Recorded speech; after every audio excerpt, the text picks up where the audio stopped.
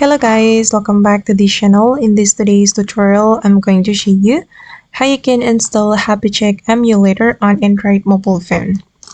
Okay guys, to install HappyCheck emulator on Android mobile phone, you can install it from your Android phone or from your Windows. And here I'm going to show you how we can install HappyCheck emulator from our Windows. If you want to install it from your Windows, you can go to your browser and then you can search for HappyCheck emulator. And then I'm going to go to this Google Play and I'm just going to click on install. Okay, and this Google account has been connected to my Google account on my Android mobile phone. Okay, this is my Android device, and then if we want to install it, we can click on install. Okay, and just hold down, the application will be installed. And here I need to enter my password. Wait.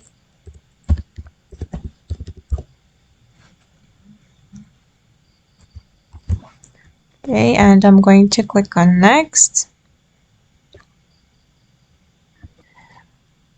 Okay, and then you just need to check on your Android mobile phone and this application will be automatically installed. Okay guys, and that's all the way to install HappyCheck emulator for Android mobile phone. I hope this video will be useful for you. Thank you so much for watching and bye.